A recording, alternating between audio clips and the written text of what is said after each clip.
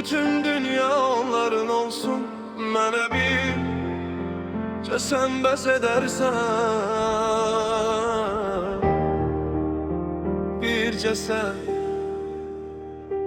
Deyirlər ki dünya böyük, arzular da sonsuzdur. Kimi var dövlət dalınca, kimi şöhrət yolcusudur. Mənim isə bir istəyim var bu həyat yolunda. Sən yanımda ol yetər, qalan hər şeyi unudular. Qızıl saray onların, bağlı maşın onların, bütün şəhərlər onların, geniş yollar onların. Mənə bircə əlini ver, buraxma yarı yolda.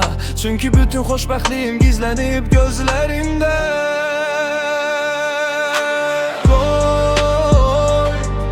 Bütün dünya onların olsun, sen de benim.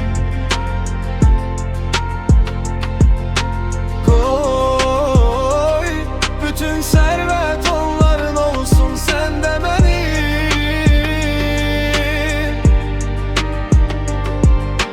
Bir sen yeter bu ömrüme, başka ne var dileğimde?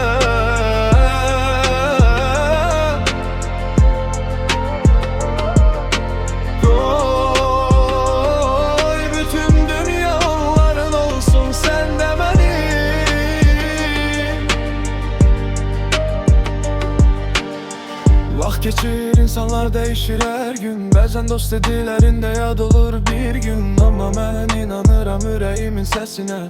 Sən varsa həyatımda qalibəm hər döyüşdə. Mənə nə lazımdır ki milyonlar xəzinələr. Sənsiz boş görünür ən işıqlı gecələr. Qoyasınlar dünyanın bütün gözəlliyini. Mənə ver sevgini, yazım öz talihimi. Mən səni seçdim bütün dünyanın içindən. Sən mənim ümidim oldun qaranlıq gecədən. Nə qədər çətin olsa da bu həyatın yolları, sen yanımda olanda aşarım divarları.